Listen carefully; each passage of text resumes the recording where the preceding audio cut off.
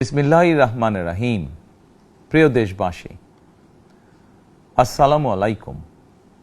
শুরুতেই মহান আল্লাহর দরবারে শুকরিয়া আদায় করছি। হাজারো শহীদের প্রাণের বিনিময়ে আমরা দেশ এবং জনগণের স্বাধীনতা, সার্বভৌমত্ব রক্ষা করতে পেরেছি। তাবেদার মুক্ত বাংলাদেশে জনগণের ভোটে জনগণের কাছে জবাবদিহিমূলক একটি নতুন সরকার যাত্রা শুরু করেছে। দেশে গণতন্ত্র এবং মানুষের অধিকার পুনঃপ্রতিষ্ঠার এই যাত্রা লগ্নে আমি দেশবাসীকে শুভেচ্ছা এবং আন্তরিক অভিনন্দন জানাই। স্বাধীনতা প্রিয়, গণতান্ত্রিক আমি প্রিয়। জনগণের কারণেই দেশে আবার মানুষের অধিকার, সম্মান এবং মর্যাদা পুনঃপ্রতিষ্ঠার সুযোগ সৃষ্টি হয়েছে। আমি দেশবাসীর উদ্দেশ্যে একটি বার্তা দিয়ে বলতে চাই, মুসলমান, হিন্দু, বৌদ্ধ, খ্রিস্টান তথা দল, মত, ধর্ম, বর্ণ নির্বিশেষে পাহাড়ে কিংবা সমতলে বসবাসকারী এই দেশ আমাদের সবার। প্রতিটি নাগরিকের জন্যই এই দেশকে আমরা একটি নিরাপদ ভূমিতে পরিণত করতে চাই। একটি স্বনির্ভর, নিরাপদ, মানবিক, গণতান্ত্রিক বাংলাদেশ প্রতিষ্ঠায় বিএনপি সরকারের লক্ষ্য। প্রিয় দেশবাসী, ফ্যাসিবাদের সময়কালে দুর্নীতি দুঃশাসনে পর্যুদস্ত একটি ভঙ্গুর অর্থনীতি, দুর্বল শাসন কাঠামো আর অবনতিশীল আইন শৃঙ্খলা পরিস্থিতির মধ্য দিয়ে নতুন সরকার যাত্রা শুরু করেছে। আইন শৃঙ্খলা পরিস্থিতির উন্নয়ন এবং কঠোরভাবে দুর্নীতি নিয়ন্ত্রণের মাধ্যমে জনগণের মনে শান্তি, নিরাপত্তা ফিরিয়ে আনাই হচ্ছে আমাদের সরকারের প্রধান অগ্রাধিকার। সারা দেশে জুয়া এবং মাদকের বিস্তারকেও বর্তমান সরকার আইন শৃঙ্খলা অবনতির অন্যতম কারণ বলে চিহ্নিত করেছে। সুতরাং জুয়া এবং মাদক নিয়ন্ত্রণে আইন শৃঙ্খলা বাহিনী সব রকমের কঠোর পদক্ষেপ গ্রহণ করছে। জনজীবনে শান্তি ও নিরাপত্তা নিশ্চিত করতে সরকার সর্বোচ্চ উদ্যোগ গ্রহণ করছে। দেশের প্রতিটি সাংবিধানিক এবং সরকারি বেসরকারি প্রতিষ্ঠান চলবে বিধিবদ্ধ নীতি নিয়মে। দলীয় কিংবা রাজনৈতিক প্রভাব, প্রতিপত্তি অথবা জোর জবরদস্তি নয়। আইনের শাসনই হবে রাষ্ট্র পরিচালনার শেষ কথা। প্রিয় দেশবাসী, আগামীকাল থেকে সারা দেশে শুরু হতে যাচ্ছে পবিত্র মাহে রমাদান। আমি দেশবাসীকে পবিত্র মাহে রমাদানের শুভেচ্ছা জানাই। রমাদান আত্মশুদ্ধির মাস। আমরা যদি আত্মশুদ্ধি শব্দটির মর্মার্থ উপলব্ধি করি, তাহলে এই মাসে মানুষের ভোগান্তি বাড়ার কথা নয়। যদিও আমাদের অনেকের মধ্যেই এই মাসটিকে ঘিরে ব্যবসায় অধিক মুনাফা লাভের প্রবণতা লক্ষণীয়।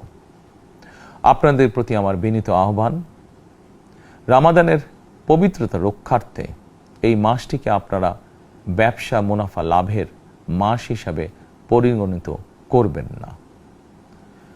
দ্রব্যমূল্য যাতে সাধারণ মানুষের নাগালের বাইরে না যায়, এ ব্যাপারে ব্যবসায়ীরা দয়া করে সতর্ক থাকবেন।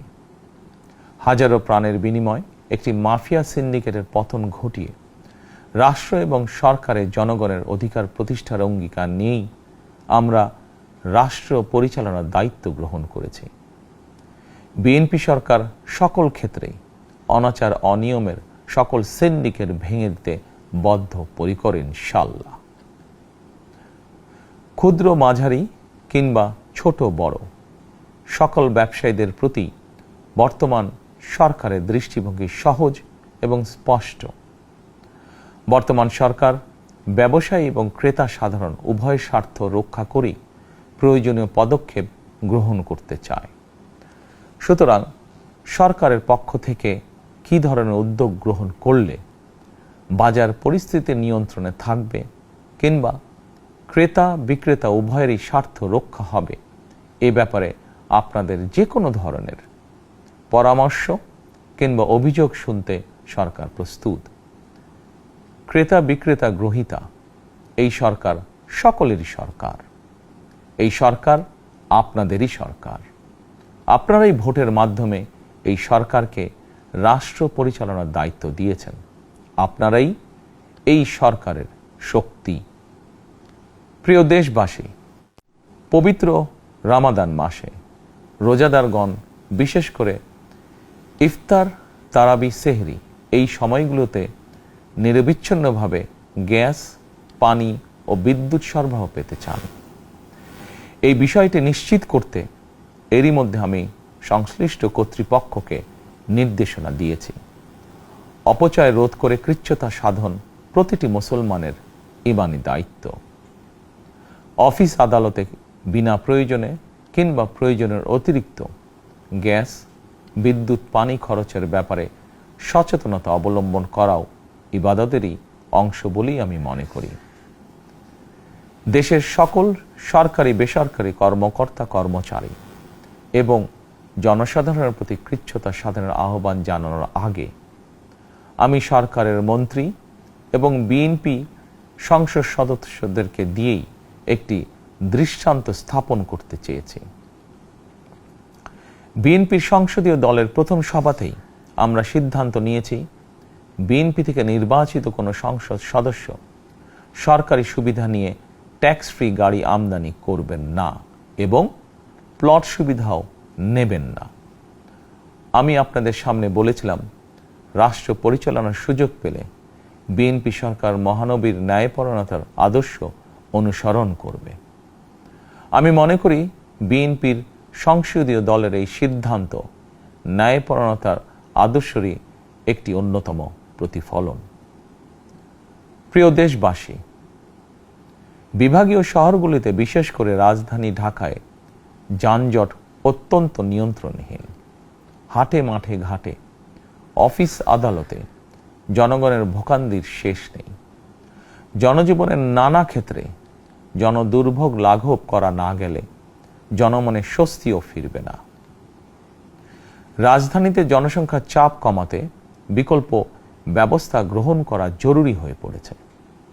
মানুষ তার নিজ জেলায় কিংবা নিজের বাসা বাড়িতে থেকেও যাতে সহজভাবে সঠিক সময়ে অফিস, আদালত, ব্যবসা বাণিজ্য করতে পারেন, সেই লক্ষ্যকে সামনে রেখেই সারা দেশে রেল যোগাযোগ ব্যবস্থা ঢেলে সাজানোর উদ্যোগ নেওয়া হচ্ছে।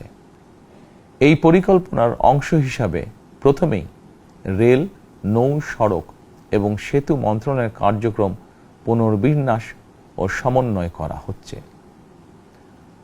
আমরা মনে করি সারা দেশে রেল যোগাযোগ ব্যবস্থার সহজ, সুলভ এবং নিরাপদ করা গেলে একদিকে যেমন জনগণের শহর কেন্দ্রিক বা নগর কেন্দ্রিক নির্ভরতা কমবে, অপরদিকে পরিবেশেরও উন্নতি হবে।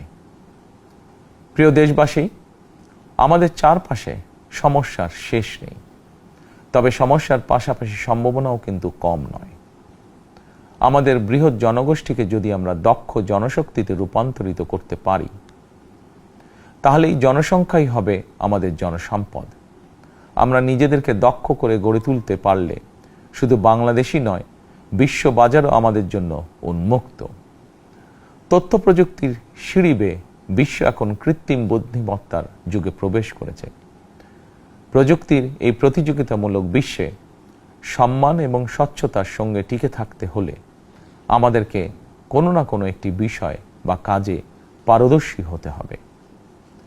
দেশের কোটি কোটি শিক্ষার্থী এবং তরুণ যুবশক্তির উদ্দেশ্যে বলতে চাই, মেধায়, জ্ঞানে, বিজ্ঞানে নিজেদেরকে যোগ্য করে গড়ে তোলার জন্য যত রকমের সহযোগিতা দেওয়া যায় সব রকমের সহযোগিতা দিতে বর্তমান সরকার প্রস্তুত। কর্মসংস্থান এবং কর্মপরিবেশ নিশ্চিত করার সুনির্দিষ্ট অঙ্গীকার নিয়ে বর্তমান সরকার যাত্রা শুরু করেছে। প্রিয় দেশবাসী, দীর্ঘ 18 বছর পর দেশে ফিরে গত বছর 25শে ডিসেম্বর আমি বলেছিলাম, দেশ এবং জনগণের জন্য আই হ্যাভ এ প্ল্যান। 12ই ফেব্রুয়ারি জাতীয় নির্বাচনের আগে দেশের বিভিন্ন স্থানে ঘুরে আমার প্ল্যান, পরিকল্পনার অনেক কিছু আমি আপনাদের সামনে তুলে ধরেছিলাম। আপনারা স্বাধীনতার ঘোষকের প্রতিষ্ঠিত দল বিএনপিকে ভোট দিয়ে রাষ্ট্র পরিচালনার দায়িত্ব দিয়েছেন, সকল পরিকল্পনা বাস্তবায়নের সুযোগ দিয়েছেন।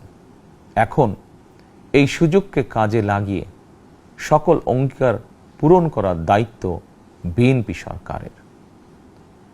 আমরা আমাদের পরিকল্পনা এবং প্রতিশ্রুতি বাস্তবায়নের কাজ শুরু করে দিয়েছি ইনশাআল্লাহ। অঙ্গীকার পূরণের এই যাত্রা পথে আমরা ভবিষ্যতের দিনগুলোতেও আপনাদের অব্যাহত সমর্থন প্রত্যাশা করি। প্রিয় দেশবাসী, সরকার প্রধান হিসাবে আমি দেশবাসীর উদ্দেশ্যে একটি বিষয়ে প্রতি দৃষ্টি আকর্ষণ করে বলতে চাই। নবগঠিত সরকার গঠনের সুযোগ দিতে যারা বিএনপিকে ভোট দিয়েছেন কিংবা দেননি অথবা কাউকেই ভোট দেননি, এই সরকারের প্রতি আপনাদের সবার সমান অধিকার। বিএনপি সরকার বিশ্বাস করে দলমত ধর্ম দর্শন যার যার, রাষ্ট্র সবার। এই দেশে এই রাষ্ট্রে একজন বাংলাদেশী হিসাবে আপনার আমার আমাদের প্রতিটি বাংলাদেশী নাগরিকের অধিকার সমান। প্রিয় দেশবাসী, আল্লাহ আমাদের সবাইকে নিরাপদ এবং সুস্থ রাখুন। আল্লাহ আমাদের সকলকে ইতিবাচক পরিকল্পনাগুলো বাস্তবায়নের তৌফিক দিন। পবিত্র রমাদান মাস শুরুর শুভ লগ্নে আল্লাহর দরবারে এই নিবেদন রেখে আমার বক্তব্য শেষ করছি। আল্লাহ হাফেজ। বাংলাদেশ জিন্দাবাদ।